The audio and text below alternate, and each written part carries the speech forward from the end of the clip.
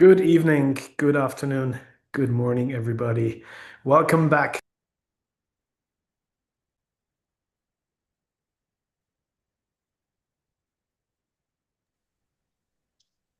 Technical glitch, nothing to worry. Zoom just been playing, past few days. That's pretty nice. We never had that before, I think. I had Zoom basically had technical issues past few days globally, so don't worry about it. Well, I'd very happily and confidently blame myself being technically in part. But regardless, that was quite a dramatic opening. So once again, welcome everybody. Welcome back to the Light 'em Up Lounge.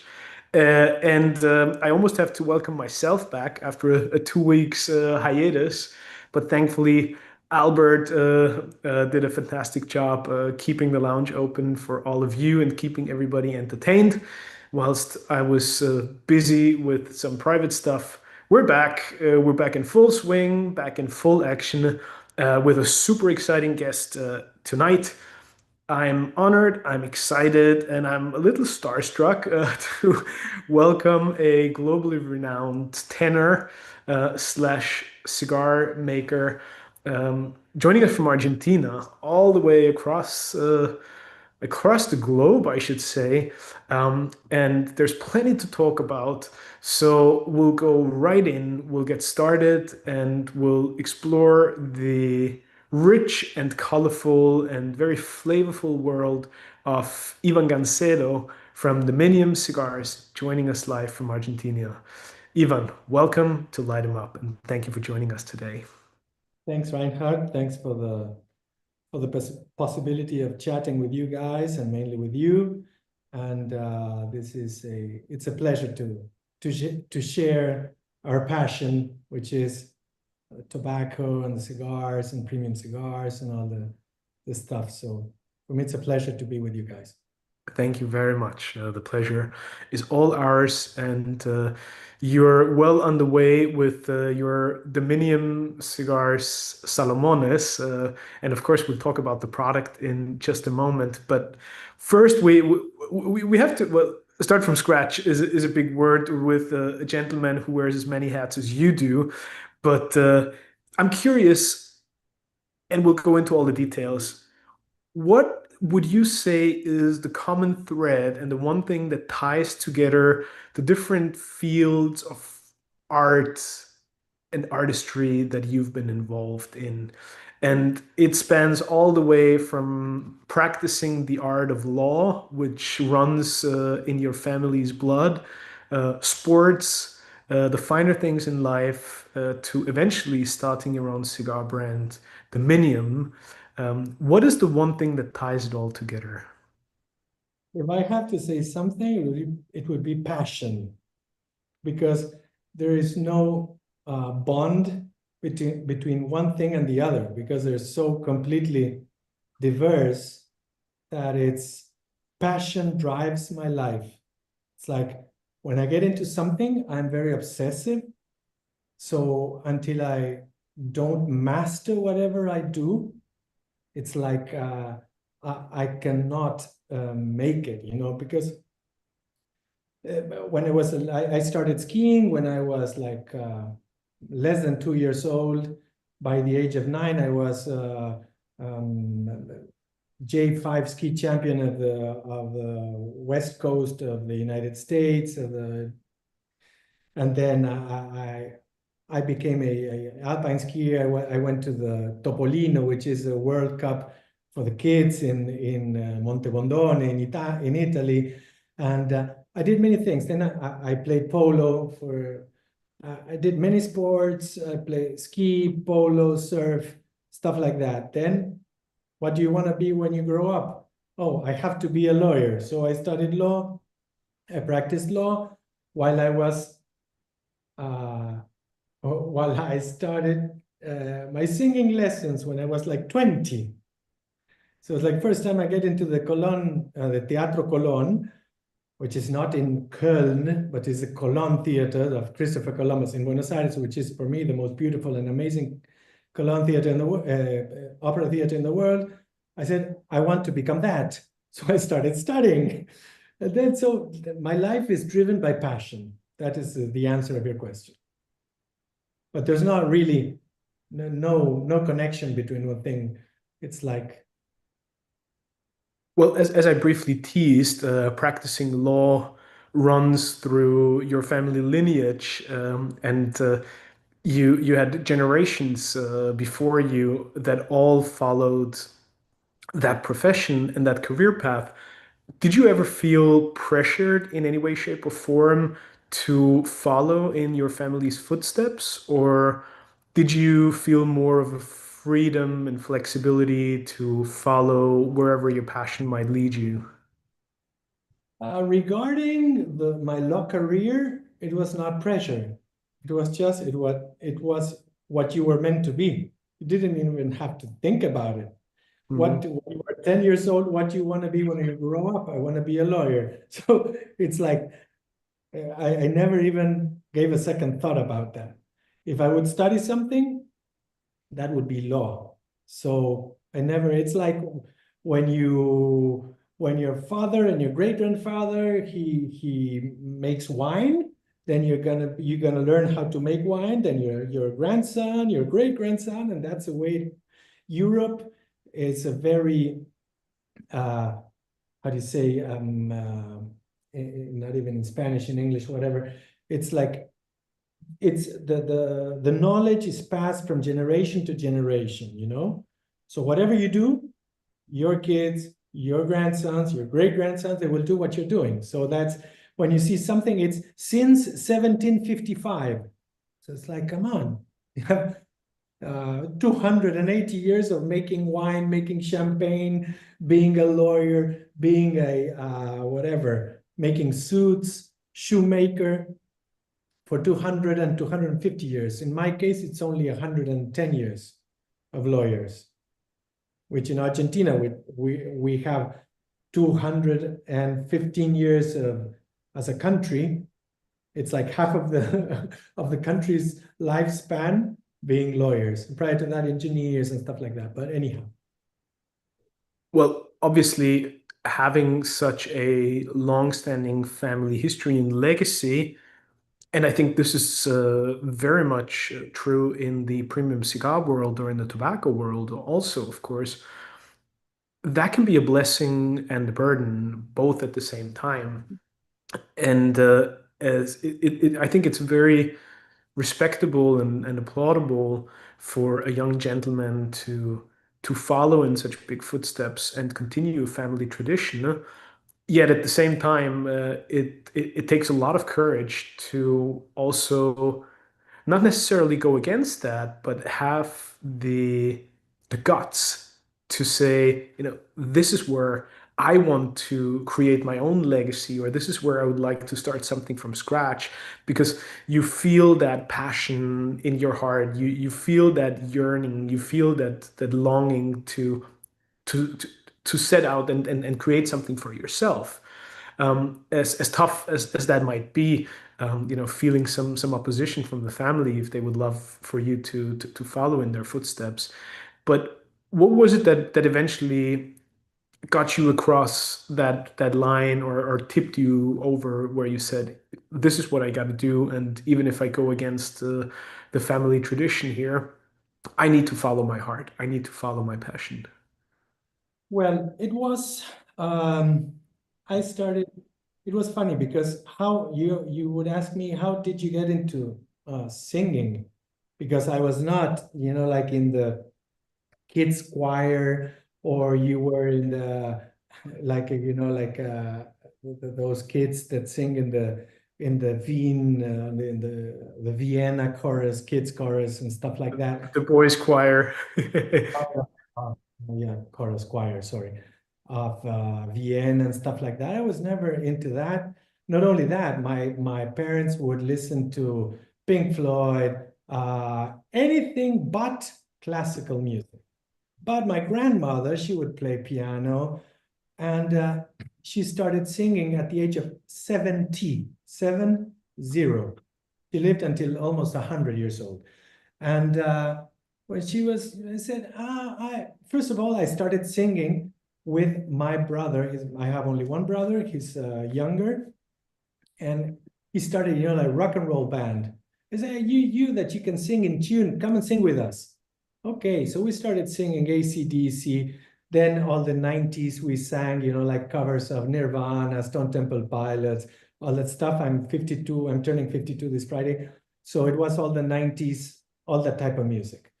And then one day he has the best idea of telling me, why don't you take singing lessons? And I said, even though I had never been into an opera house, never in my life, not even, I didn't know who Plácido Domingo, Pavarotti, Jose Carreras, nobody was. If I do ever take lessons, is to become an opera singer, I said. Okay, so it was the first time I mentioned, like being an opera singer. And then I was still singing all this stuff that you had to yell most, no? So my grandmother, she tells me, hey, I'm recording these two songs of Lionel Richie and Diana Ross. Why don't you come and sing with me? So I did sing My Endless Love and Truly. And when I heard what came out of there, I said, oh, I can sing. Because I had never listened to myself singing, in something like a lyric thing, with a beautiful music, a beautiful line of singing. So I said, I really can sing. Then I was invited to attend to La Bohème, Puccini's La Bohème at the Teatro Colón Opera House. And I said, when I got in there, it was like, wow, wow, because the Teatro Colón is the most amazing opera house in the world.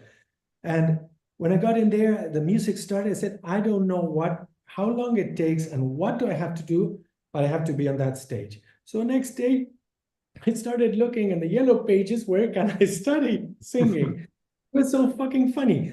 And so it took me a long time, blah, blah, blah, blah. Then at one point in my career, I had worked as a lawyer for like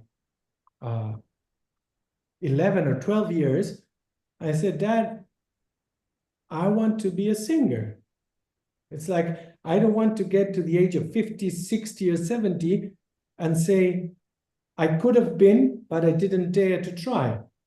The only thing that drives my life is the no regret issue. I don't want to regret nothing. I tried, I made it until this level, or that level. But it's always, a matter of trying and not, oh, I could have been such a great singer or such a great actor or such a great writer, and I never tried. Give your best shot. I'll always be a lawyer, so I can come back anytime. So then I went from there to recording with Rudy Perez, which is a super producer. We recorded in the States an album with an orchestra in Miami, and one of the best, how do you say, recording in the world, which is Criteria, where, like everybody recorded there, from Michael Jackson, Eagles, Kiss, anybody and everybody. So I don't know. I did live my experience. I had the chance to sing with the three Argentine tenors for the president of Italy in the Teatro Coliseo. I did travel all over the place. I met a lot of interesting people. I made many friends all over the place. So music is the one thing that I cannot exchange for nothing. So that's pretty much it. Even when you think about the professional aspect of practicing law, sports, music, most certainly, and of course also things that relate to tastes, aromas, creating something, creating an experience. With all of these, call it professions or fields of expertise, you could argue there's an element of training, hard work, the time and energy that you put into it, and there's a more difficult to grasp aspect of talent, where one could argue it's it's something you're blessed with, something that's gifted to you from birth onwards. How do you weigh these two aspects, or how much in all of these fields of expertise do you think boils down to given talent, and how much would you say is hard work and the effort you have to put in order to reach a certain level of expertise? It's very simple. And everybody that is mega talented, like I'm talking about the 0.1% of the most talented people in the world, they tell you it's 10% talent, 90% sacrifice. You can ask Placido Domingo, Pavarotti, everybody, they were blessed. And anybody in any field, it's one thing, Rudy Perez, when I meet him, he said, I got two interesting things to tell you. The most important thing is that you're very talented. The second thing is that it's full of talented people in the world. It's, like turning on Britain's Got Talent or America's Got Talent. So it's like talent is all over the place, and maybe it's under the shower. And you know how many Frank Sinatras could be under the shower? We're 8 billion people in the world. So imagine how many people could sing like Frank Sinatra. But there's one Frank Sinatra in the world. So everybody tells you it's 10% talent, 90% sacrifice. There is no magic about it. You have to be blessed to be given, in this case of being a singer. It's just two little things like this, which are your vocal cords that were given to you. And that's it. Then the rest is training and learning how to sing. And like when you see Tiger Woods hitting a golf ball, which or any of those PGA guys, it looks like they're throwing, anything to they're shoveling, I don't want to say something, you're shoveling stuff to the other place. It's like they just imagine what they want to do and they just hit the ball. And when you try, you're standing in front of the ball and say, I want to hit it like him. It's like 1 billion balls that you have to throw, and you have to have Tiger Woods talent. So it's all about a lot of effort. For me, talent is this little part of the equation. Now, a little earlier, you said that you don't feel that these different things you've been involved with or that you've practiced over the course of your life and your career, there's very little that ties them together. Yet, from my own experience, think that no matter what it is that you do in life, there's always connecting elements, and they all influence each other, or they all become part of a much bigger picture. I'm a musician myself by heart. I'm also a skiing instructor. That's how I financed my university studies. And then eventually, the whole sensory journey came into the picture. And even though they have nothing in common with each other on the surface, I still think that everything you do in life has a profound impact on the other ventures you go into. What is it for you that sort of inspires what you do today, be it as a tenor, be it as a singer, or be it as a cigar creator? What do you take from all these other experiences and fields of expertise that has a profound impact on the way you blend a cigar today or the way you interpret a song? There is very much you being all the things that you are, that we share a lot of things that I didn't know that we did share. What I think is that Italians say that a singer has to, in Italian, it's scandire le parole, which means to bring to life the words, which means that you have to, when you say in a song, io t'amo, it's like, I love you. It's not the same as saying, I love you. If I say, I love you, you're not loving nobody. You're just saying 3 words. If you say, I love you, it's like, it's something else. So what do I mean by that? In singing, you have to transmit the people, the crowd, or the people, the audience that is listening to your singing, to your music, they have to have their soul touched.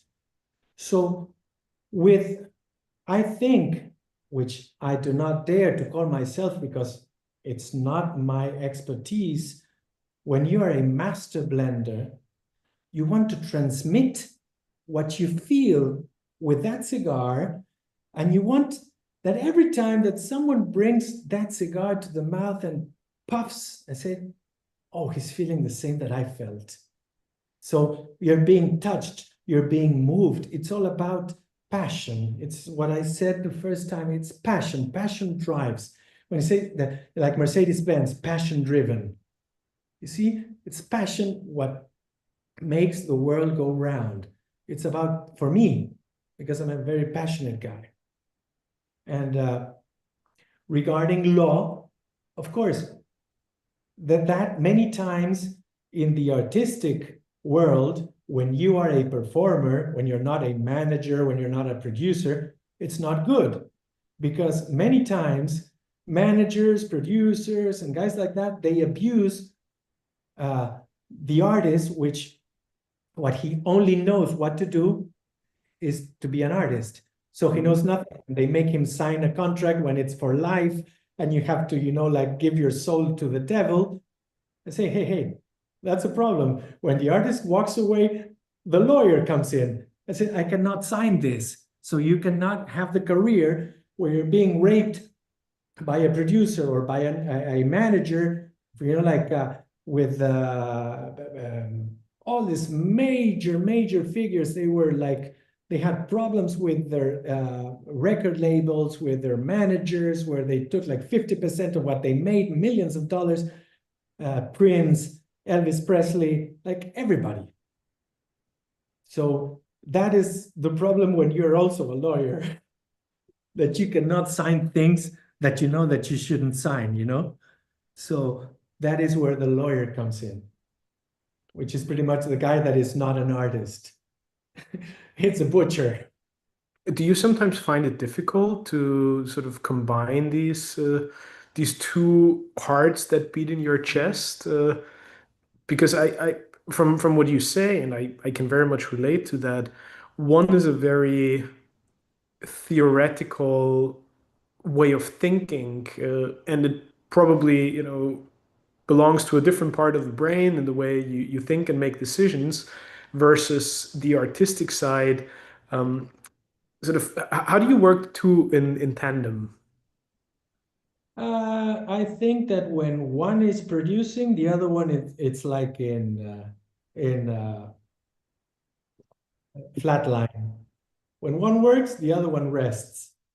It's not there. You cannot, even though my Russian repertoire coach, she says that you don't have, when you're transmitting what you want to transmit, you don't have to be involved in the how do you say, in the things that you're transmitting. If your character is crying or grieving, or is, you don't have to get so involved in the character, because if not, your throat will close and you're like you will go like this, and maybe your high note will break. So you have to have a balance between your brain and your heart. It's not all heart, all passion, because you will break your throat. And it's not all brain, because you will not transmit nothing. You will just be singing notes and saying words. So it's a mix, it's a balance. It's all about balance, I think. And it's the same when you run a business, right? When you want to grow a successful cigar brand. I mean, there's this old saying in the industry that if you want to make a million in the cigar world, you better start with two. But if you want to break that pattern and actually create a viable and successful business, you also have to find that balance between the technical, theoretical, number side of things and the artistic expression that creates the emotion and gets the passion going. But speaking of passion, what was it that initially ignited your passion for handmade premium cigars? It's quite interesting what you're asking, because as a singer, you know that tobacco, it's like there's nothing more forbidden. It's like a cursing. To say it in a way, to put it in a way, I have never ever in my life smoked a cigarette. I am the activist number one against cigarettes. But um, every now and then I had, like puffed with the cigars. And I am a rum lover. I love rum, I love coffee, I love chocolate. And it was like always, I said, man, I should dare to smoke a cigar. It's like I need it because I saw people smoking. I said, wow, that looks fantastic. That must be amazing. But I really didn't dare to get into, not even to the cigar world, to get into smoking cigars. But the funny thing was that for other businesses that I'm in, I met who then became my partner, Donaldo González, that he's from Jalapa, Nicaragua. And that I was a very seldom smoker, that every now and then I would puff, say like, I want to try a, it's like just that. He said, that was a couple of years ago, no? He said, Ivan, I will teach you how to smoke. I will build your palate. First of all, don't be afraid, because you are not supposed to inhale the smoke. So stay calm, that this will not harm your lungs nor your throat. And you really don't need to how do you say that? The retronasal, retrohale. There's no need for that. So, but what I will do with you is not what everybody says, that you will start with a mild cigar. We will start with Maduros. Say, what? Yeah, Maduros, at first you're gonna feel, you're not gonna like it, It's like it's gonna be too hard, too harsh in you. But then you will smoke 1, 2, 3, maybe get to 1 box. When you smoke the box, you will come back and forth, and then you will be able to enjoy the whole, the full length of the rainbow of different colors and tastes and shapes and everything that you have. So then, at first, I didn't really enjoy it, But once you start getting accustomed to it, it's like your brain goes like, I know nobody that is a cigar smoker that is not pretty much crazy about cigars. It's like everybody, a passion, all this, like people following and all the guys in Instagram, and yeah, I'm smoking this, what are you smoking? And then you make good friends. You don't know the guy that's smoking at cigar lounge right at your side, and where you're from and what you're smoking, what do you like. So it's like, it's a fantastic world. It's such, like a cofrady. I don't know how to say it. Is that right in English? Cofradía? Yeah. It's like a brotherhood of cigar smokers. So once you get in, there's no way out. So then he invited me to Nicaragua, and then I went there. We went to the factory, and he showed me how this is done, and we started smoking and showed me blends and this and that. By that time, I really have, for my singing career and stuff like that, I have very good worldwide connections with very important people all around the world. Like I'm very good friends with Sheikh Hamdan bin Mubarak Al Nahyan. He's the cousin of the president of the UAE, ex-minister. Now he's the president of the Football Federation of the UAE, and he's a very good friend. He invites us to the Formula One, to Abu Dhabi. So I said, okay, let's do this. I will send him a box. I'm going to the Formula One. I will take our cigars to see if I know nothing about this. You're telling me that they're fantastic, but let's do some benchmarking. These guys, they smoke a lot. And he loved what I gave him. So I said, okay, I think that we have something here. Let's put a name on that. We started with Dominium, which is a very, like a strong word, which is a Latin word, which is easy to pronounce in any language. You can be Chinese, Russian, German, Spanish, English, American, whatever, you will be able to pronounce that word. And it has many mixes of things that are mix of Nicaraguan and Argentinian, and the sun in the logo, and the colors we share the color with the Argentine flag and the Nicaraguan flag. So I started getting to this world, and my brain and my obsession and my passion were all together conveying in a crazy new world. And suddenly you start making these amazing friends. It's like, wow, it's a fantastic world of the cigars. And I really think that not only a cigar is not harmful for your health, but it's good, of course, if you don't smoke 14 cigars a day, no? But it's so good for your mind, for your brain, for your, like relaxing, getting off your real life, everyday life, your problems. It's like when you sit down by yourself with friends, with a rum, with coffee, with a glass of soda water, with whatever you like to pair it with, a beer, whatever. It's like it's your moment to relax, cool down, unwind, and it's you, your cigar, the ash, and the smoke. So that was pretty much what got me into this crazy world. And now there's no way I'm getting out of here. Just my foot in front. Even when you decide to become an artist, no matter which genre you're in, I guess there comes a certain point when you have to define which segments of this particular art form you want to venture in. Do you want to sing opera, or do you want to follow the pop music genre? Do you want to go rock, R&B, funk? And I guess the same is also true when you decide to venture into cigars. You pick your genre and you decide whether you want to create, and I hate stereotypes, and I think they're never accurate, but most people would probably segment the cigar world into, do you want to follow a Dominican route?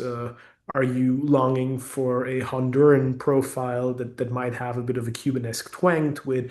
Or do you follow that bolder, richer, spicier Nicaraguan route? And obviously, based on your relationship with your co-founder and business partner in Dominium Cigars, that was probably a predetermining factor.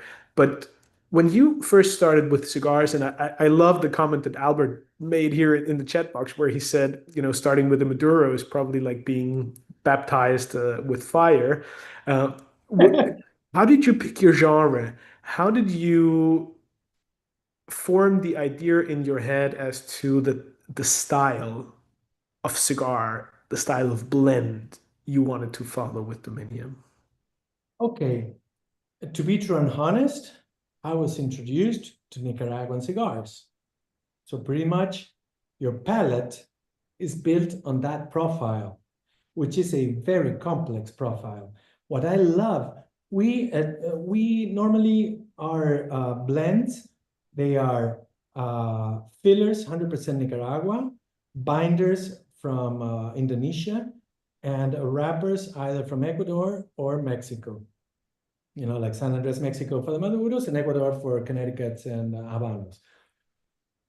But once you have your palate for this complex, it's what I love about Nicaraguan cigars is that the 3/3 they develop. It's like, when you get to the end, it's like a high note in an area, It really goes all the way to the end. And I normally have I gave it yesterday to a friend of mine, but I always have a horseshoe nail that I use to smoke, because I smoke my cigars until I almost burn my lips. Normally, many cigars, it's like when you get to the 1.5 or 2 inches, it's like they're unsmokable because they get too acid or too concentrate. And I really enjoy it's like a trip, you know? You start with a not mild, but round thing. They're creamy, they're round, they're powerful. It's like I don't get in no other tobacco. I like to smoke Dominican cigars. I find Cuban cigars to be a bit dull because they end as they start. It's like I don't get that introduction, development, and ending that you have in the Nicaraguan cigars. I know that a lot of Dominican blends, they also use Nicaraguan tobacco. And in Nicaragua, the 4 regions that you have, Jalapa, Condega, Esteli, and Ometepe, they are very particular and they blend and they go together in such a fantastic fashion that there is no what's best in the world. Because maybe I ask you, what's your favorite wine? You will tell me something that maybe it's like 13 degrees alcohol.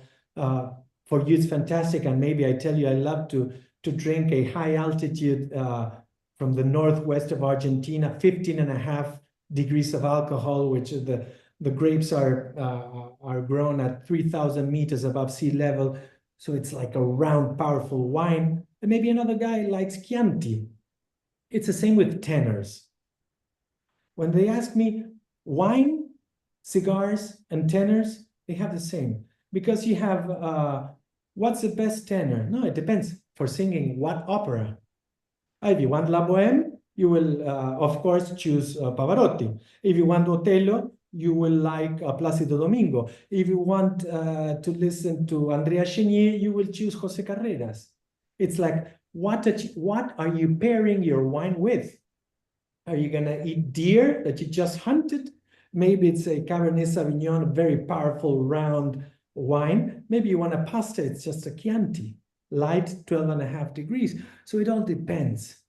In what mood you are, what will you be pairing with? Is it a rum? Is it a coffee? Is it a soda water? Is it a beer? Whatever. It depends on the day. That's fantastic about developing your palate, that you can enjoy everything. There's no such thing as the best of nothing. Maybe what I love, it's disgusting for you, or you don't enjoy. And what you enjoy, maybe I say, no, it's not good for me.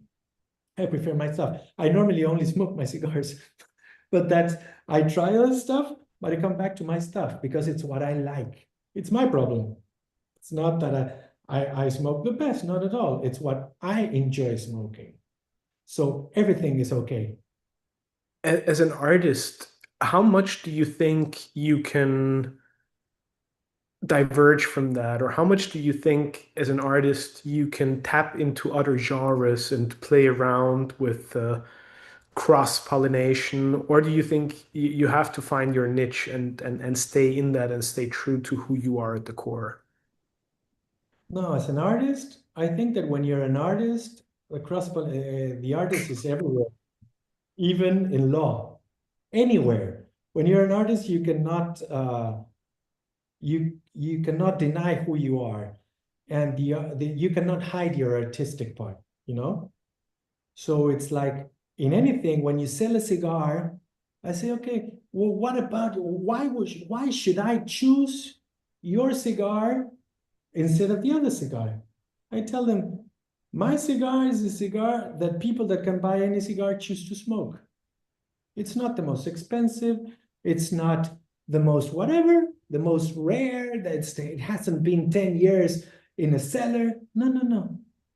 You got the shake, then you have a 7-star hotels in India, then you have it in Hungary, in the Eastern Europe, and then in Brazil, and here and there. Wealthy people that could buy like a Siglo VI Cohiba $150 cigar. They want my cigar, which is $20, $15. It's like, I don't want to rape nobody. I want to have the people that smoke our cigars to have a fantastic time. And the one thing that they want to do when they end their cigar is to light up another one and come back. And like 98% of the people that try our cigars, they come back. There's no, it's like a 2% of failure. So that for us, it's like, it's very, very, we love it. It's very important. Tell us about the sort of more technical side of Dominium cigars.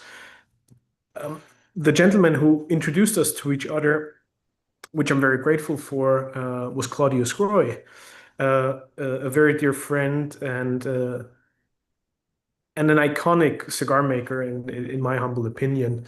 And he was and still is instrumental in helping you with Dominium cigars. And obviously, you have your business partner and co-founder.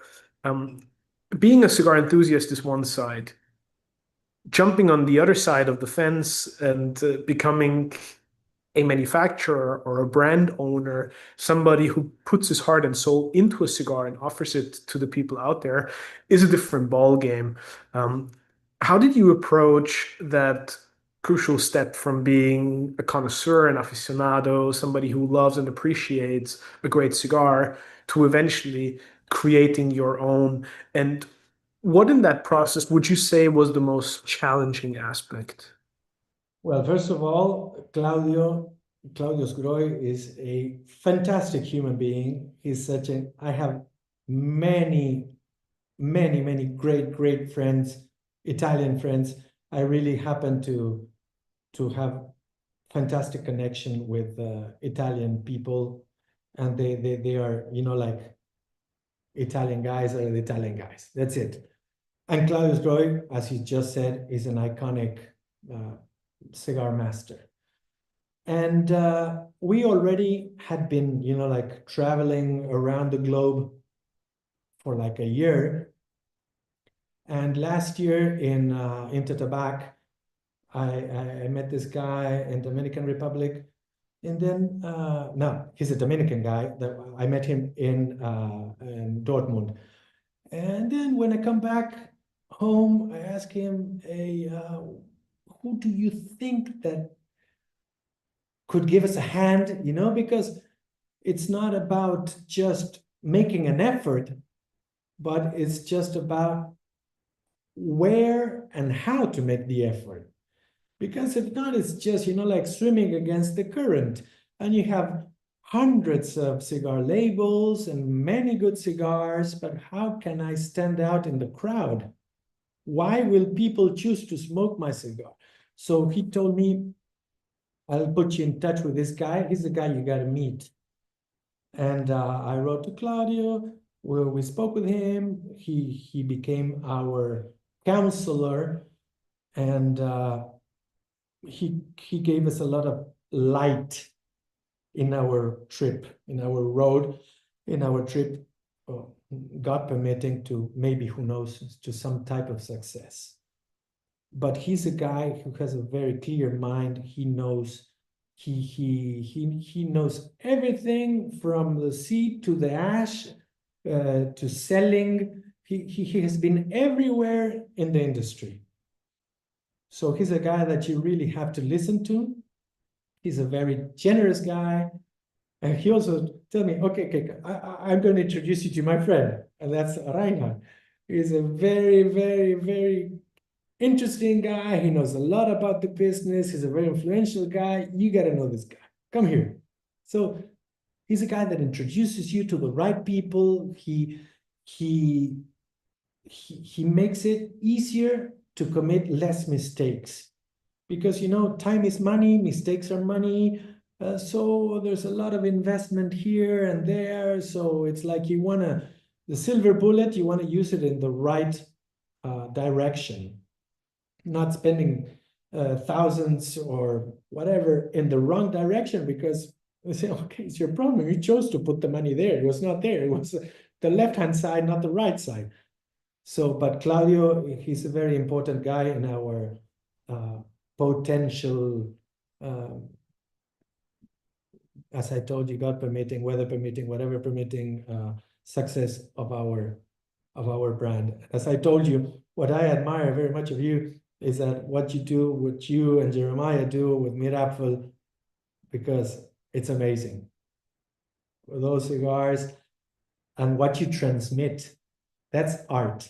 I know that the artistic part of your heart and of your knowledge is put in that brand, and the user, the consumer, really gets what you try to offer, to sell, to transmit, and to, it's like, I like to admire people that really deserve to be admired.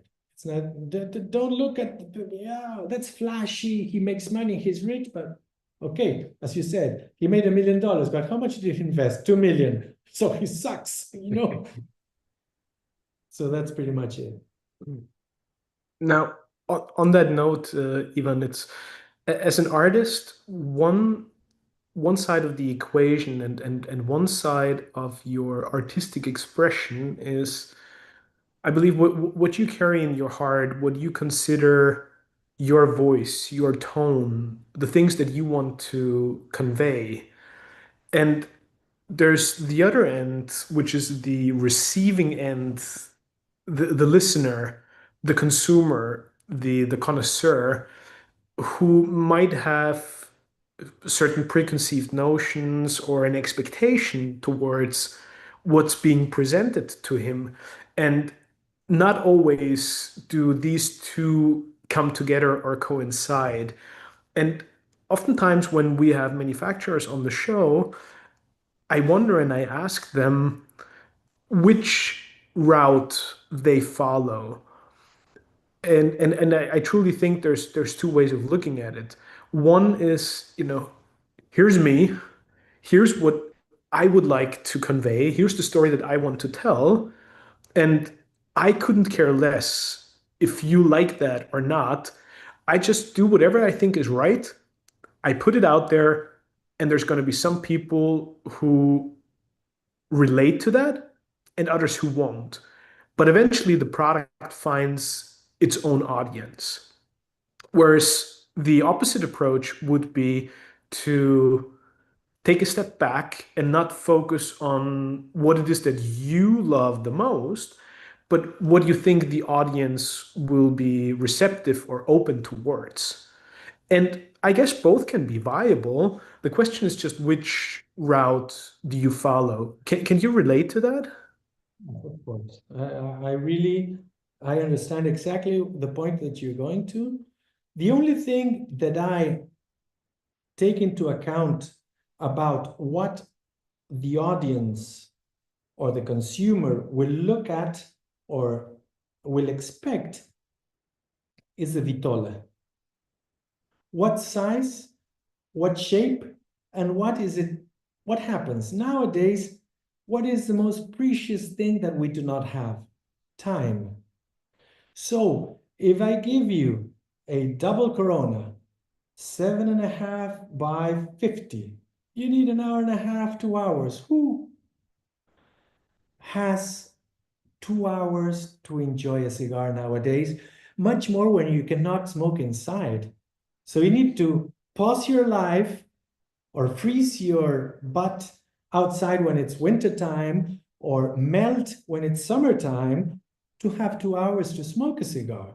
So you will have to, even though, yes, I enjoy that, yeah, because I have time or I make myself time. But you need, if you're in a business, you need to sell. I give them what I want to give the audience, but in the package that they will use it or consume it.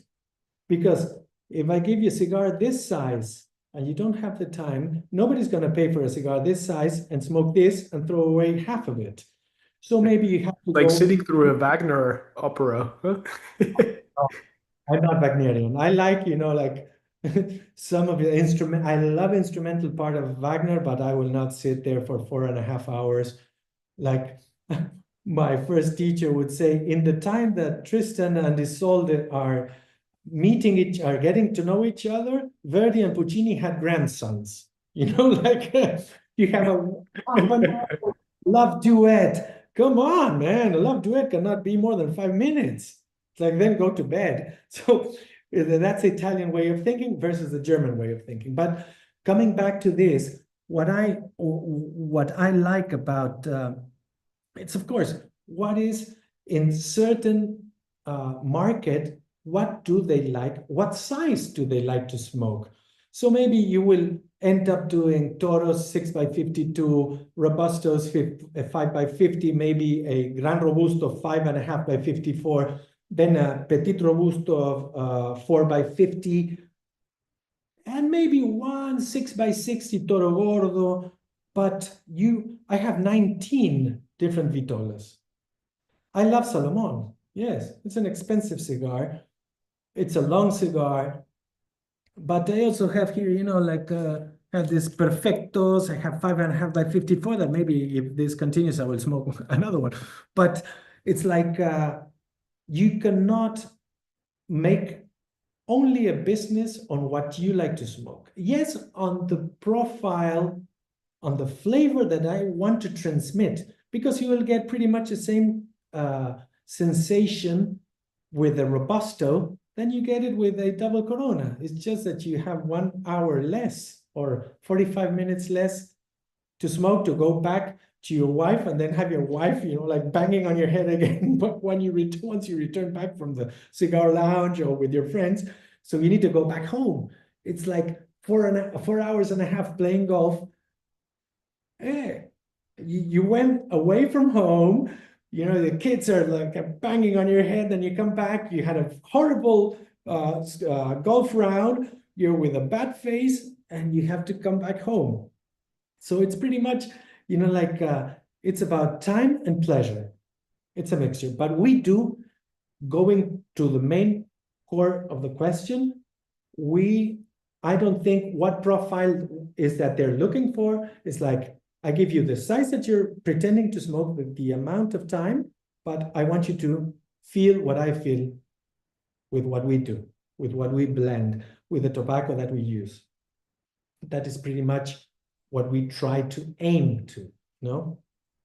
Even if you were to describe the blending style of Dominium cigars through an analogy of music, what type of music or which kind of opera would the Dominium blending style be? Puccini. Yes. Puccini or Massenet. It is a lot of passion. In Massenet, you have, what do you say, in Manon de Massenet. It's the most, in today's words, it would be like pornographic. The love duet is so full of passion. It's like you cannot even breathe. It gets to a point with a culmination with the full orchestra. It's bombing and it's like amazing. Puccini is a bit less intense than that full huge orchestra that Massenet uses, but it's full of passion, of flavor, of love. That is what we like to do. Because to be true and honest, we had I like to smoke Davidoff, but I'm much more in the Escurio profile than the late hour. I do not enjoy late hour. Late hour would be something much more like, like Wagner. For me, it's too powerful, where the strength of the cigar overwhelms the flavor.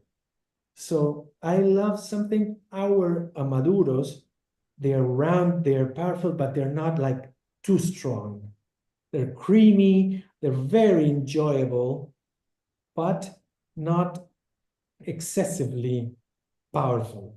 I don't enjoy a cigar that's but in your stomach, like it's too much for me. Even though I do smoke, I really enjoy smoking Maduros. But the type of Maduros that we blend, because we did a blend of a ligero blend, say, no, it's too strong. It's like maybe you have every 10 guys, one enjoys that. You cannot make a business on one every 10 guys, like you also have to sell cigars. It's like maybe that guy comes and says, give me 1,000 of these cigars, I will make them for you. Because we have the factory, we have the tobacco, we can do whatever you want. We do the cigars for the Sheikh Hamdan. We make their special blend with a special, like a band and everything. We do stuff like that, but it's not that we do a business on very precise flavor profiles. What is the missing link for you? And at the same time, how difficult do you find it to translate your vision and what you have in mind, the profile that you would like to enjoy in a cigar, and translate that into the actual means of sourcing the raw material, blending the raw material, creating the actual cigar that ultimately brings pleasure as a final blend, as a cigar that you put in your hand and in your mouth? First of all, we do produce our tobacco in Jalapa. Jalapa is the crown of Nicaraguan tobacco. There's no real great premium cigar from Nicaragua that does not bear at least one leaf of Jalapa tobacco inside. So we do grow our tobacco, which is a very important part. And then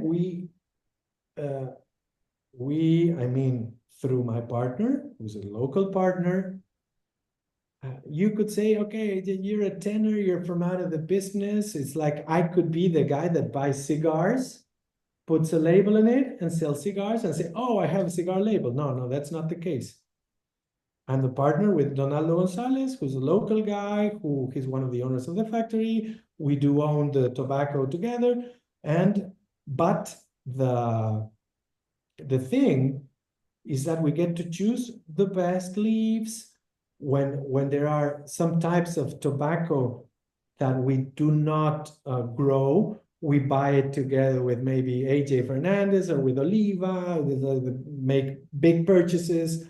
And so when you know the guys that own the industry, you can choose what you want to blend, and you blend the best.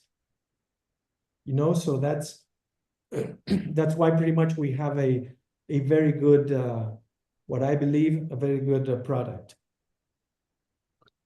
And it's also one of the crucial elements when you think about the long-term implications, because making a great cigar once is way less of a challenge than recreating the same greatness in a cigar year after year after year. Absolutely. Completely like that. I do share what you say. It's like you can have one great year with your grapes, but it's like if every year, or at least once every 2 years, you have the best wine, then maybe you're a good winemaker.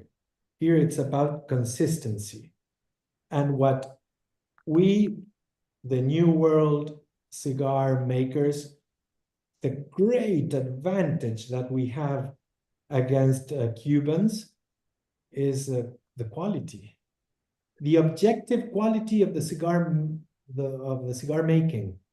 Because how many times do you smoke a very expensive Cuban cigar that is like smoking a broomstick? There's no way to getting smoke out of there. I always say, how would you want someone that earns $10 per month to make with happiness a cigar that will sell for $100? So with one cigar, they pay 10 months of that guy's wage. So the same guy, the Cuban guy, works in Nicaragua, and he makes one Cordoba per cigar. They make 350 or 400 cigars per day, 25 days a month. So they're happier. So when you're happier, you make more money, you make better product. It's easy. When you get, for the same job, you get paid better, you will make it happier and you make a better job. So it's like that. So the greatest problem in Cuba is communism. And that's my point of view. I was talking with a guy, a Cuban guy that works in the factory. I said, I asked him, how much money do you get paid in Cuba? It's 2,400 Cuban pesos per month. How much is that? I asked him, $10. What can you buy with that? 1,000 pesos is 1 pound of pork meat. So the guy works 1 month for 2 pounds of pork. So do you really expect a good cigar from there? There's no way. You can have the best tobacco. And the other thing, they cannot blend it. So it's mixing tomato with tomato and more tomato. It will taste to tomato. It's not tomato, lettuce, onion, beef. You don't have that complex profile that you can do when you're abroad.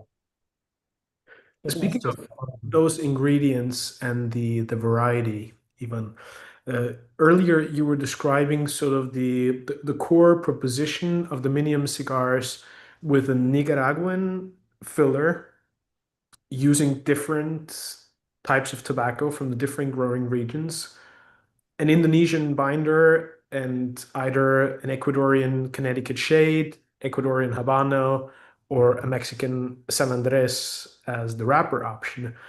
What is your vision on the variety of blends under the Dominium helm? Where do you see the brand evolving in terms of different iterations of that theme, or completely contrasting songs that you want to write and interpret when creating the future of the brand? Uh, from our point of view, look, in taking into account Indian market, no, we're in the Lila Palace, and now there's this new Lila Palace is opening a smokers club, which will be like a members only, friends only, $40,000 upfront fee to become a member. We're going to be one of the 5 non-Cuban brands, together with Arturo Fuente, Oliva, JC Newman, Gurkha, and Dominium. But the first time we sent cigars, we sent Habanos and Maduros. Next time, the Indian guy asked 100% Maduros. So we think that our stronger part of the business will be among Habanos and Maduros, much more than Connecticut's. I'm smoking a Connecticut Salomon. I do enjoy smoking Connecticut, but I enjoy much more Habanos and Maduros. But I know that the American market does smoke Connecticut wrappers. So you have to, it depends where you're going to, you have to adapt yourself a little bit to the palate. It's not that because first time we went to India and we went with our tobacco to blend on the table, and we did something with too much ometepe because they eat a lot of, like spicy food. So we thought they're gonna love this spicy tobacco. And they said, oh, it's too strong. So it's not about what you imagine. It's very difficult to either, if the guy is at the factory and you start, like blending with a master blender. So it's like, do you like this? Let's put a bit more of that, of this, and blah, blah. But when you imagine what the other guy will like, that I think is the road to failure. You have to be confident in what you can do and what you have to offer. I do not imagine a good restaurant thinking about what the guy that's eating will want. I remember once I was at Menton at the Au Petit Gourmand. I cannot recall the place. And I asked, I love canard, like duck breast. And when the duck comes, I said, could you bring me some pepper, please? No. That comes, no more pepper. That's like that, or go home. So it's like, it's pretty much the French style, Either you like it my way or the highway. You have thousands of cigars that you can choose from. It's a matter of captivating the palate of your smoker, of your possible smoker. Very good point. A little off topic even, but I know Macy got a little excited about the artwork hanging behind you. Um, Tell us a little bit about that wonderful piece of art that's behind you, and how big of a passion art is in your life, and how much of an impact it has on what you do. This painting back here is from a very famous Argentinian, how do you say, painter. His name is Milo Locket. And my wife, Eloisa, that you met at the PCA, she is also a painter, and she's a very big fan of Milo Locket.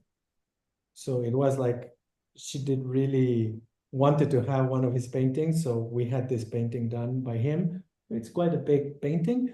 But yes, I love painting, but I'm pretty much, I love, it's like, I love the painters that they can transmit. When you go to the Galleria degli Uffizi in Florence and you stand in front of a Botticelli painting, it's like, it's the wow factor. Botticelli and some painters, because there are so many good painters in the Renaissance period, but painters that can really transmit. It's like, I think that Botticelli or Il Greco, there are painters that they can drop your pants off. It's like, it's wow, it's amazing. Other painters, they're fantastic, like other people, but they don't get my emotion. This, I like the painters that it's always about transmitting. It's like making your or changing your mood when you're in front of something or listening to this music, when you have a violinist that makes his violin sing, or a piano that, like that they can grab you from the and, like from your heart and bring you to their music, to their passion, to their art. It's all about grabbing the audience. That I will not say what my Russian coach would tell me, but she would tell me, I will tell you, Ivan, make them pee on their pants. So that is what I like about an artist, when they're so in the you get driven away. It's like everybody's levitating. It's like when you feel that's art. The rest is, like something else. But art is when you listen to Va Pensiero with a choir of La Scala de Milan. It's like suddenly when it ends with that pianissimo, it's a silence that lasts maybe for 10 or 15 seconds, and then the whole opera house falls down. It's like crazy. But that is the passion that I'm talking about, and that's what we try to transmit with our cigars. I was just about to say that, quite frankly, I think that's what cigars can do as well, right? There's plenty of cigars that you cut and light, and it's another cigar. And there's nothing wrong with it, but it doesn't really grab your heart. It doesn't make you all excited. And as your Russian teacher would say, it doesn't make you pee your pants. And then Thank God. one cigar, and already when you take it out of the humidor and you caress it and then you cut it and light it, and it's like, Ah, it's a factor. Like when you open those humidors and you smell that Spanish cedar, and then you take that cigar and you smell it, it's just half of the battle. The guy won it already. And then you light it. You know, I wanted to share something with you. The other day, I mean, like about 3 weeks ago or maybe a month ago, I was in Miami at a cigar lounge, and I was sent there by Eric Calvino, who sent me, go to this place and meet the manager. The manager is a Cuban guy.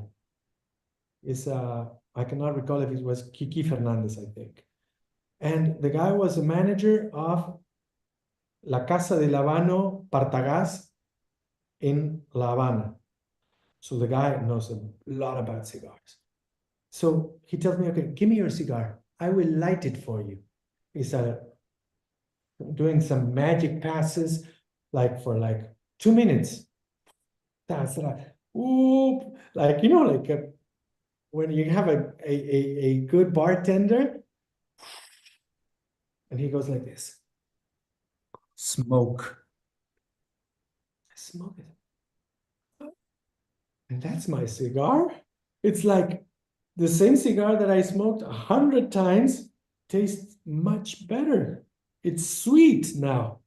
It's like all that knowledge, that tiny and huge, tiny difference, but how to light a cigar and how to enjoy a cigar, how to smoke, you have to learn how to. It's not just like you know, like just puffing and burning, and you know, like it starts bitter and then it, no. When the guy gave me the cigar, it was like something I had never smoked. I said, come on, how is it possible if I've smoked hundreds of these cigars? Why does it taste much better? No, because you have to look when the smoke is blue and then it's ready and then blah, blah. And it was really like a magician. No. So cigars are full of magic. And the people in the industry are magicians. You know, like Claudio and many, many of the guys that are the master blenders and the guys that do magic for us to be able to enjoy. So I think that it takes a lot. So when they compare this tobacco with cigarettes, I really go crazy. If they only would know the amount of dedication, love, passion, effort that is put into each stick that you smoke, it's like, how could you compare? If in the whole world you have 650 million cigars per year, and only one day Marlboro does 2 billion cigarettes. So come on, how could you compare one thing with the other? It's like it really pisses me off, to be true and honest, and excuse my Latin. One point that you touched on, and I'm curious to hear your thoughts about that, is, as you rightfully said, the whole theatrical presentation and the surrounding elements of how that gentleman in Miami prepared the cigar for you, the way he presented it, all of that had a profound impact on your enjoyment of the product. And you could argue that, one day you smoke the exact same cigar, the exact same blend, and then you go through the whole ceremony, and suddenly the same product becomes something entirely different. That is a great example of how the surrounding elements can alter your experience, can alter your perception of a cigar. How much of that do you factor into the enjoyment of a Dominium cigar? Whether that's through beverage pairings, music, everything that sort of creates that multi-sensory, holistic experience. How do you weave that into the way you present the brand and how people perceive Dominium? What we like to do many times when I have this tasting, I also sing. So it's pretty crazy, to have the guy that's talking about the cigar, then start singing Nessun Dorma. Maybe it's like a lot of a crazy experience. But anyhow, what I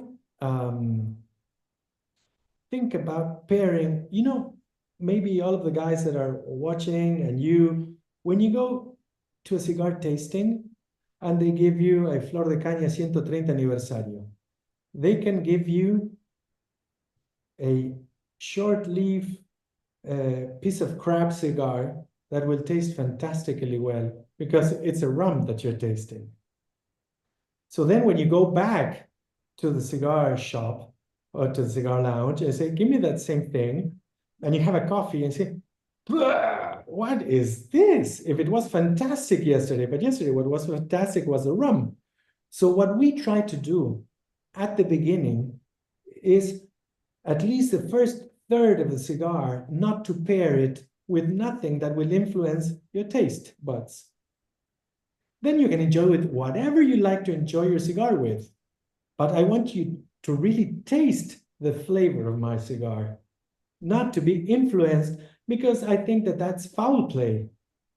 If I'm going to give you a grass, like weed, and then you will have a blue label, you will be enjoying the blue label with a shitty cigar. Then when you want to smoke the shitty cigar, it will be piece of crap. So we don't want to fool the audience. We don't want to give you, it's like if you're in an opera house, you cannot sing with a microphone. You have to sing with your voice and with the natural resonation and reverberation of the sound of the place. Because if I'm putting a microphone, I will sound with a huge voice, and then you take this microphone out, you say, pa, pa, pa, pa, pa, pa, pa. You see the same thing when you pair in cigar tastings. At least at first, the beginning of the cigar, enjoy it as it is. And I suggest that with any cigar. Because when you pair it with something very good, it is pretty probable that the very good will overwhelm. The same thing goes if the cigar is very good and the liquor is not. You will enjoy the liquor because the cigar is good. So enjoy the liquor on one side, enjoy the cigar on the second side, and then pair them. That is my point of view. So as not to be fooled, no? Great point. Absolutely. That's my point of view. Maybe you share or you don't, but with your great cigars, I'm pretty much sure that just with soda water, I love to smoke just drinking soda water, just to enjoy the tobacco. I just clean my mouth with soda water and keep on enjoying the flavor of the cigar. But that's very true. Mr. Hansen. Sorry. Macy is in the house. Here's another lawyer for you, Ivan. Is that Buenas good? tardes. ¿Cómo están? Saludos a todos. First thing I gotta say, on your communism comment that I think if anyone's offended, that's their problem. Gravity makes things fall. They're just certain. I guess anything's up to what is gravity, right? But look, in my world, you'll find out when, I don't know, a windshield smacks you or something, So anyway, all I gotta say to that is, as an Argentinian to you, is Baja la Casta, and I do believe in that, and I support the man out there with the Hey, sideburns who, come on. unlike our president, I think actually does believe in cutting the size of government. I like your guy. Anyway, okay, that's over. That's done. I only speak for me and Reinhard Pohorik, who all my opinions are those of Reinhard. Joking, not true. Just trying to get his heart going, making sure he's awake. Okay. And we send all the bills for legal work and legal repercussions to Macy Hansen. So that's all good. It works both ways. Look, I got process servers after me, all that. Bill collector's not good. That's Macy Johansson. That Irish guy owes a lot of money, a lot of people. That's a problem. I'm D. Hansen. As a man let me just first say, and I mean this. I've had real work, unfortunately. As being a lawyer thing sucks. People think it's all great, all that. I understand, and I want to get to that, your background a little bit. I did miss the first couple minutes. I don't know what's going on with the YouTube, Reinhard. I was on the road anyway. But do you, as a man of taste, you kind of remind me of read this commercial for Dos Equis beer in the United States of this character, the most interesting man in the world. I think you might be. I don't know if you know of this or conoce a esta propaganda, but it's you remind me of him. You have to look at that on YouTube in real form. But do you have, as the most interesting man in the world, do you have some rum and coffee recommendations or little tips. I am also amante de los dos, and I would just, before we get into your legal background, I would love to hear you talk a little bit about rum and coffee and maybe some inside tips or things you've developed, something to look out for, because I bet you've got some wisdom on that. I can talk about rum. I cannot talk about coffee. I like coffee, but I don't know nothing about coffee. I just like what I like. That's it. I just have my coffee with no sugar, and that's it. Black coffee, no sugar. But How do rum, you make it? Okay, I'm sorry, but hot preparation. Do you have a preferred? I'm a Chemex man, which there are jokes about that. They say if you, anyway, the sort of people that listen to old records probably make their coffee with Chemex.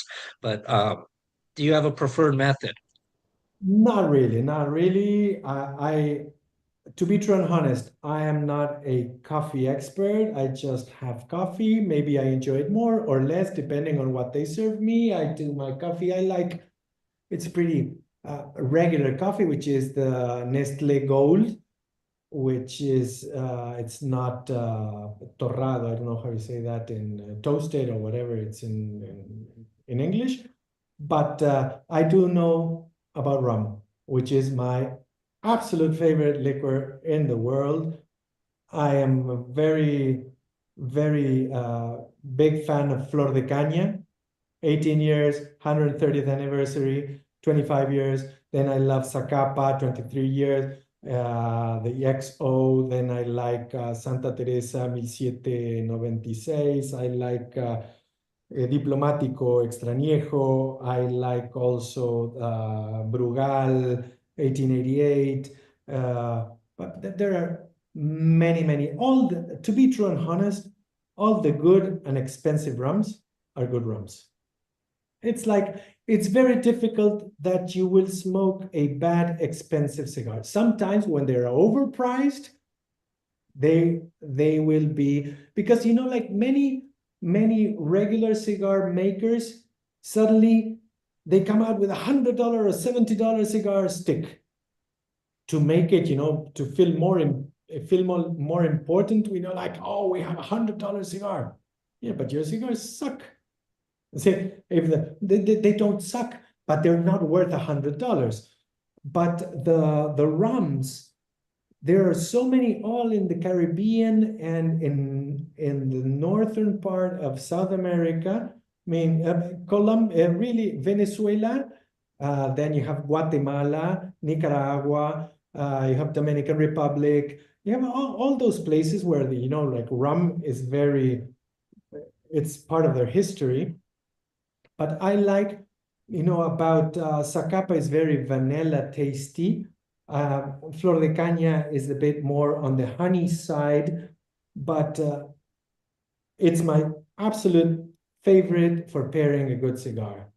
Good rum, good cigar, and maybe a dark chocolate. That is my perfect combination. What I don't like is when people ask, oh, I like to smoke cigars that taste to chocolate and this that tastes to that, or I stick my cigar that tastes to chocolate in rum. No, come on. Have a good cigar, a good rum, a good chocolate, and mix them in your mouth. So I think that it's all about, you know, mixing good stuff, but not all in the same. I'm not into dipping the cigar into anything. Cigar has to taste to tobacco, the rum to rum, and the chocolate to chocolate, the coffee to coffee. So that's why I am a little bit, and that I can take the blow, which is I am not into all this. Maybe Reinhard will punch me in the face, but I am not very much into all these flavor things, you know, like it tastes to hazelnut. Oh no, it tastes to tobacco, man. If it tastes to hazelnut or to something, maybe there's something wrong, because tobacco has to taste to tobacco, rum to rum, and this to that. When things taste to other things, that's my humble and simple way of looking at life, and to be able to enjoy much more. You just enjoy. What are you enjoying? Whatever you're enjoying. It's like when the brain interferes into your sensations, then you're translating what you feel, you are converting it into data, like into ones and zeros. It's something binary, you know, like in computing. It's like everything is digital. I like analogical stuff. I like to listen to music, you know, like in nice big LPs with good turntables and good audio devices, not digital stuff. So I think that many times when you intellectualize, the same thing happens when people goes to opera. Oh, he didn't press on his how do you say el appoggio and this and that. So why don't you enjoy? Maybe he missed a note, but what his rendition was amazing. Don't stay on that note that he missed. Enjoy the rest of 2 hours that you loved. No, but he missed the high B flat. No, you're looking for the error. Here, you're just letting yourself, opening your heart and your soul to enjoy. It's like, be my guest, make me enjoy. That is my point of view of life and of all these pleasures, which smoking is a big pleasure. That's great philosophy. I didn't expect to end on a great life philosophy there. That was pretty nice. Could you, and I'll yield the floor, thank you for your patience. Would you talk a little bit about your background in the law? How I read fourth generation, just what your parents did, a little bit about what you practiced when you did, where you were, any highlights, and if anything useful out of the law practice translates into this, or if not. But I would like just briefly to hear about that if you'd indulge me. And thank you. Great to see you all. Just a little bit about my law background. I'm my great-grandfather, grandfather, father, uncle, myself, cousins, like everybody in the in the family is a lawyer. So law goes through my veins.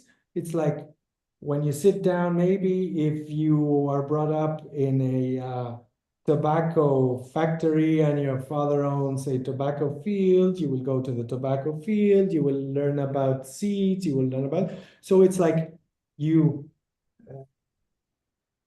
how to say, lo mamás, you have it from the breast of your mother. It's like it's in your cradle. So I love, here in Argentina, we learn a lot about Roman law. And back in the days, it's like a lot of Latin stuff, civil law. I did some, my background was in civil law. We did a lot of very specialized in M&As and also telecommunications. And in the M&A business, I love the contracts, you know, like I don't like how do you say, criminal law. I don't like labor law. I like everything that's related to business. You know, I like to make business happen. And when both parties are comfortable with what they signed, they know what they are obliged to, and they know what they will get in exchange for performing their obligations. And what happens if some of the parties do not fulfill their obligations? So it's very important to write a contract in a proper way so that in case that a third party, a judge or whoever has to part, how do you say, impartir justicia, to impart justice, will be able to read, to understand, without knowing what the contract is about. Once you read it, you will be able to decide who has the right to receive whatever is owed. So that's pretty much, it's about being fair and just, you know? That's my point of view of law and of being a lawyer. So maybe I should have been a judge, but because a lawyer has always to be on the side of its client. Whatever he says, you have to be with him. Many times I had problems with my clients because I said, you're trying to claim something that is not owed to you. So I will not sponsor you. I will not work for you unless you go to ask for what I believe that this guy owes you. If you want to get something more than that, go get, there are thousands of other lawyers. Go with them. Thank you. I tease just real quick. I call those country club lawyers, the Gordon Gekko lawyers. You got the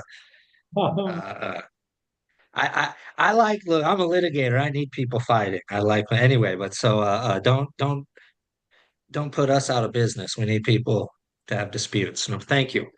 Of course, that's very important, because if I'm in a problem, I will call you, not me. Macy, many thanks for your question. And I wholeheartedly agree with your point that Ivan is just such an interesting character, and I could sit here for days and weeks listening to him waxing poetic about the finer things in life. And it's rare and it's wonderful to meet somebody who has such incredible taste for various different forms of art. And it's wonderful. And even I'm very, very grateful for you to have shared so much with us today. What a true pleasure and what a privilege.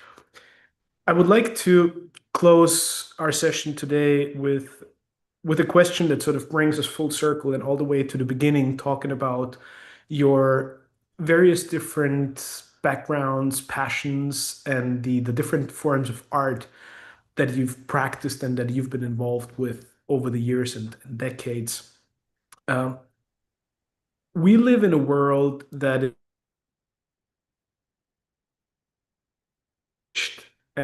and I think one book in particular that sort of exemplifies that very well is Gary Keller's The One Thing, which I believe a lot of people think to be a crucial way to success in today's day and age, and particularly in business.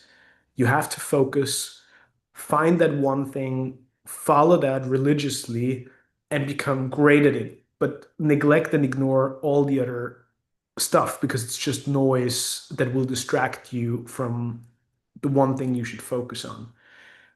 My life was never like that. And I get the feeling that yours isn't either. With all the things that you've tasted, that you've savored, with all the things that you've poured your heart and soul and your passion into, how do you think about that one thing, and what would you tell the people listening to this, the people watching this, how to bring some spice of variety into their life and broaden their view instead of just focusing on one thing? You really bring up interesting questions and difficult questions. First of all, I never give advice. I can only tell you what works for me, which is life as we know it, at least in this skin, is one. The no regrets, for me, when you do, no, rien de rien, no, je ne regrette rien, I don't regret nothing. So that's a way.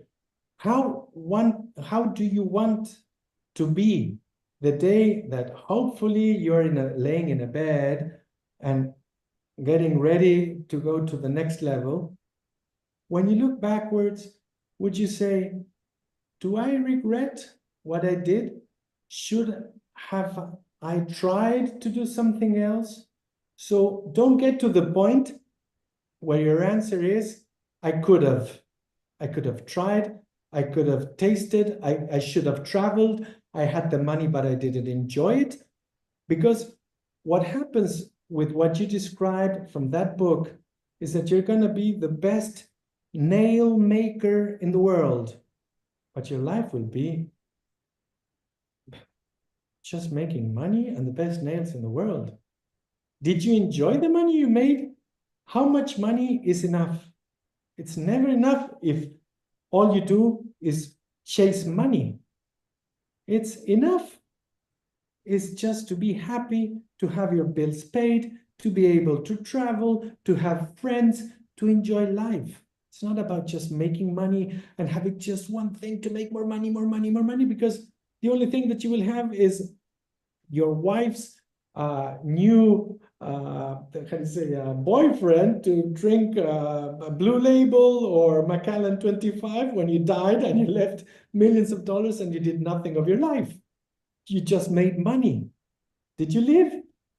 It's all about life is about living it, enjoying it, having good friends, not forgetting about your family, your friends, traveling, enjoying the things that you will take with you the day that you're gone. What you make stays here. What you live stays inside yourself. So I'm not, as you said, I am in your team, not in the team of the guys that just focus on one thing. I have a problem maybe that I should need to focus a bit more because I have so many things in my head. But I really prefer to have a broad brain, being able, like to meet new people, to make new friends, to travel to new cultures and enjoy life. It's about, I have a cousin, I have a very wealthy cousin who would go, and he was at this cocktail where everybody was like fucking really wealthy. And he asked the guy, so what do you do for a living? And the guy looks at him with a James Bond face and he says, I'm very good at vacationing. That was the best phrase that I've ever heard, because it's very difficult to be very wealthy and to enjoy it. So the guy was very good at vacationing. Of course, we have to, the rest of the people that are not a serial vacationer, we have to work, we have to make a living, we have to pay our bills, but have something that makes you happy, that takes you out of your daily problems. It's your cigar, your friends, your cigar lounge, your whatever you like to do to enjoy. You really need to have a hobby, to have something that relaxes your mind. So once you get there to the final day, you're happy with yourself, and then please take me somewhere else. And that's it. No regrets. I couldn't agree more. Ivan, it's been such a pleasure, and thank you so much for everything that you shared with us today. What a joyful and flavorful evening. Ivan, I wish you nothing but the very, very best, best of success, and I look forward to sitting down with you and sharing and enjoying a cigar in person very, very soon. Thanks again for being at the Light 'em Up Lounge. See you in Dortmund. Bye-bye. Thank you very much. Iván Gancedo from Dominium Cigars.